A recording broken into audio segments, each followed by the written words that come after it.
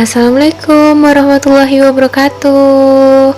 Halo teman-teman semuanya, balik lagi dengan Puji di KKN Mandiri UNY 2021. Kali ini Puji akan memberikan sedikit edukasi terkait pentingnya manajemen keuangan sebuah organisasi ataupun perusahaan. Namun sebelum itu, kita tahu dulu ya, keuangan itu apa dan manajemen keuangan itu apa. Nah, keuangan dalam sebuah perusahaan merupakan pondasi yang kuat bagi terbangunnya sebuah perusahaan tersebut. Nah, keuangan ini bersifat sangat riskan apabila tidak dikelola dengan baik. Dan keuangan ini menjadi patokan ataupun penentu apakah perusahaan ini pantas ataupun layak untuk dilanjutkan ataupun tidak, seperti itu. Nah, di sini ada manajemen keuangan. Nah, manajemen keuangan sendiri merupakan kegiatan perencanaan, pengelolaan, penyimpanan, dan pengendalian dana maupun aset yang dimiliki oleh perusahaan. Pengelolaan keuangan ini harus direncanakan dengan matang agar tidak timbul masalah di kemudian hari. Apa sih tujuan dari manajemen keuangan sendiri? Nah, tujuannya yaitu pertama, menjaga arus kas. Dalam sebuah perusahaan, keluar masuknya uang kas ini harus dipantau agar tidak terjadi pengeluaran yang membengkak seperti itu, yang bisa menyebabkan kerugian bagi perusahaan sendiri.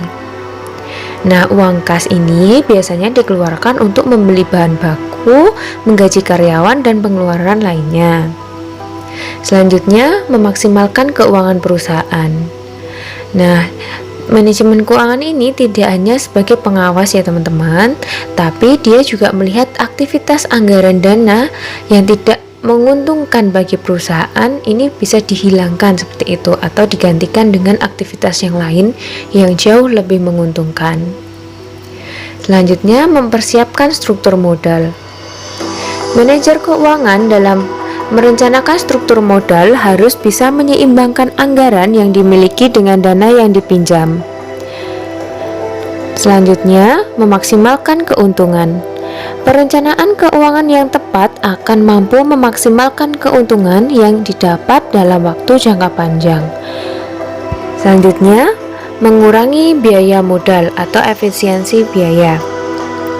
Nah, dalam hal ini kita harus menganggarkan dana yang tepat pada semua aspek yang dibutuhkan, sehingga kita bisa mengurangi biaya-biaya yang sekiranya tidak dibutuhkan atau tidak urgent dikeluarkan seperti itu.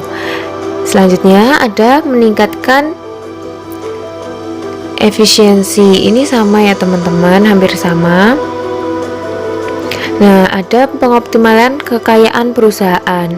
Nah, di sini manajer keuangan harus mampu membaca pasar saham dengan memberikan pembagian laba semaksimal mungkin kepada para pemegang saham yang tentunya akan meningkatkan perusahaan dan memberikan kepercayaan tersebut untuk terus berinvestasi seperti itu. Nah, di sini ada mengurangi resiko operasi. Nah, di sini keputusan yang ditentukan oleh manajer keuangan ini akan sangat berpengaruh ya teman-teman.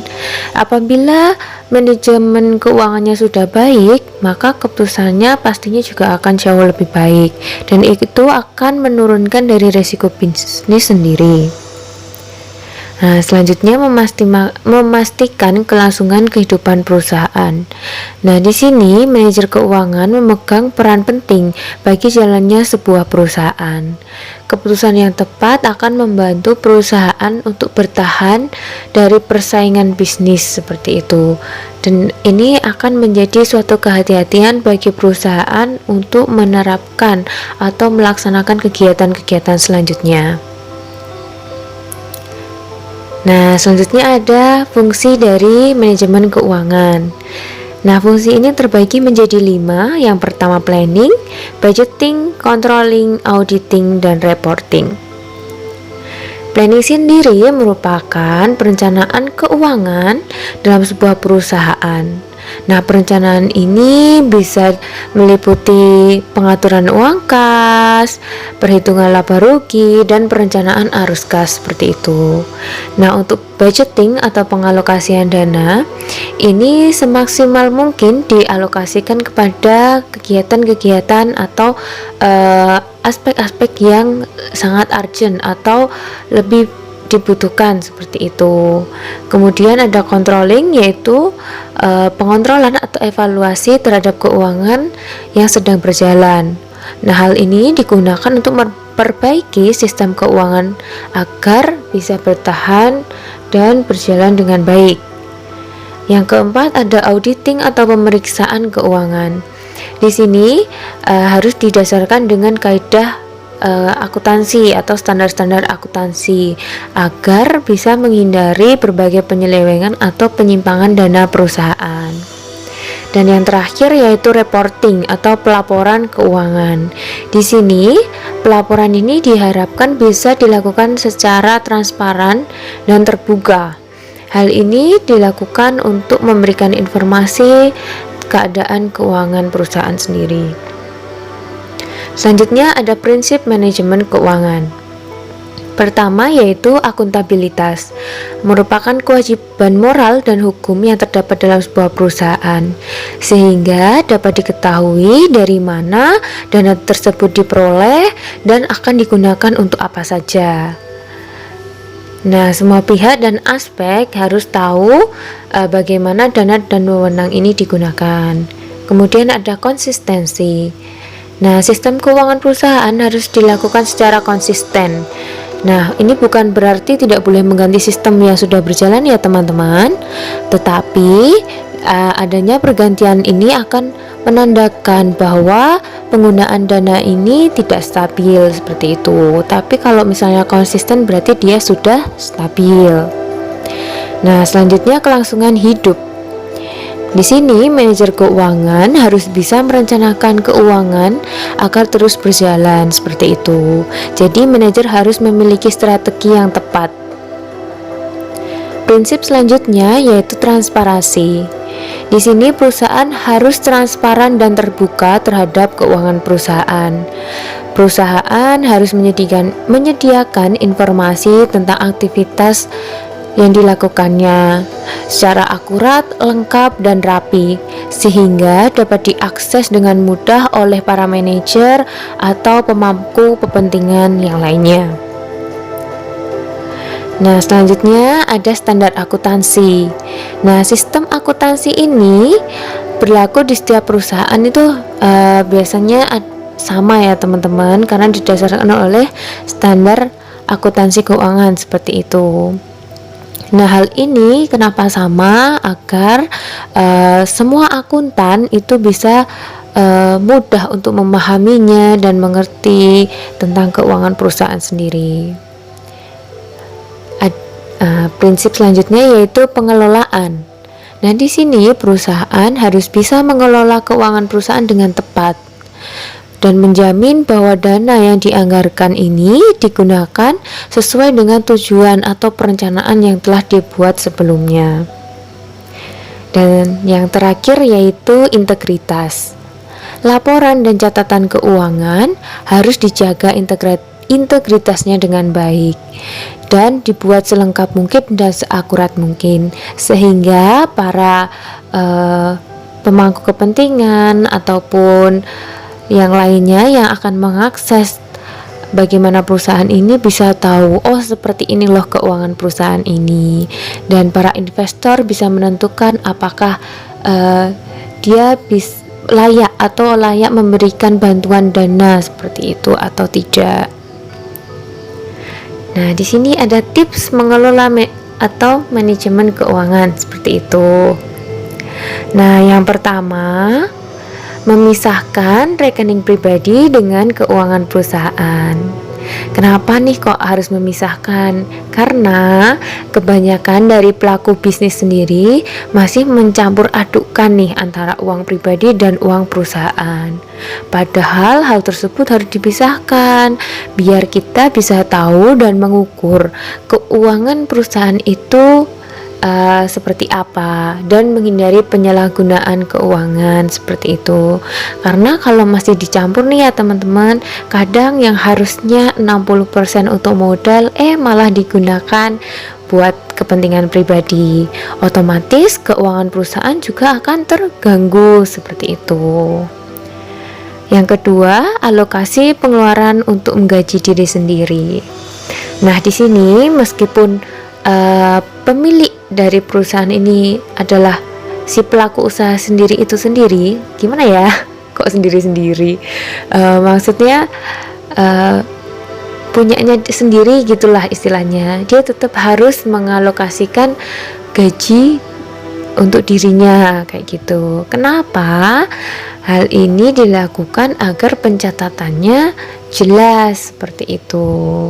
Nah, kalau misalnya ada kebutuhan mendesak dan membutuhkan dana harus ngambil di usahanya, berarti harus dicatat sebagai hutang yang harus dikembalikan, atau misalnya bisa ditulis menjadi PREV gitu, pengambilan dana oleh pemilik gitu, seperti itu.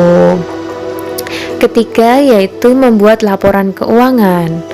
Nah, laporan keuangan ini dibuat dengan tujuan untuk mengetahui keluar masuknya dana perusahaan, dan selain itu mengetahui apakah kegiatan di perusahaan ini berjalan selama ini tuh untung apakah rugi. Nah, keempat, memisahkan kasir dan accounting. Nah, kenapa kok dipisahkan gitu? Agar uang kasir ini kan dilaporkan tiap hari ya. Nah, ini menghindari potensi dari manipulasi data. Nah, kemudian kalau misalnya accounting ini kan biasanya lebih ke bulanan ataupun tahunan seperti itu dalam periode tertentu gitu. Nah, selanjutnya yaitu checking stok barang atau mengecek stok barang secara berkala untuk meminimalisir manipulasi. Karena terkadang nih ya, stok barang ini udah terjual, tapi ternyata di tulisannya malah belum terjual. Jadi kan kejelasan dari jumlahnya itu loh yang harus diperhatikan. Kalau misal nih tiba-tiba stok kita tuh di tulisan masih ada 5.000, tapi ternyata aslinya cuma 2.000. Nah, selisihnya itu kemana? Nah, itu harus kita tahu. Nah, selanjutnya menghindari uang menginap di karyawan. Nah, ini sangat riskan sekali ya teman-teman. Nah, di sini jangan sampai nih uang perusahaan itu dibawa oleh karyawan atau diatur oleh karyawan gitu secara individual gitu, jangan sampai gitu, karena takutnya itu nanti bisa disalahgunakan seperti itu. Nanti takutnya orang tersebut gitu lagi butuh dana, bawa dana, nanti malah dipakai duluan. Waktu perusahaan butuh dia belum bisa mengembalikan. Itu kan bahaya banget ya teman-teman. Nah, di sini harus diwaspadai hal-hal yang seperti itu.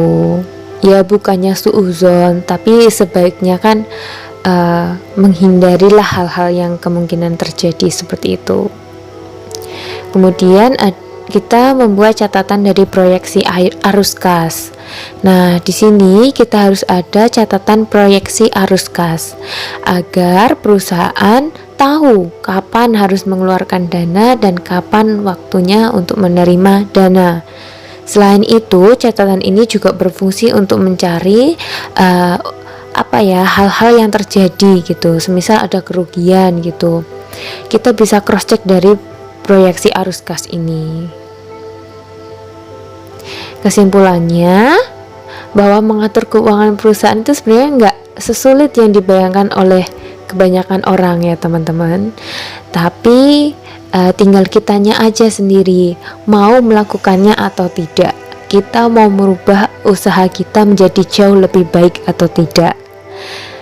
Dalam perusahaan ini yang penting yang harus benar-benar ditekankan yaitu transparansi dan kejujuran. Kenapa? Karena kalau kita tidak transparan, kita tidak jujur, maka kegiatan penyelewengan dana itu akan terus-menerus terjadi. Terima kasih teman-teman. Mungkin ini yang dapat Puji berikan. Semoga bermanfaat. Wassalamualaikum warahmatullahi wabarakatuh. Jumpa lagi besok atau lusa.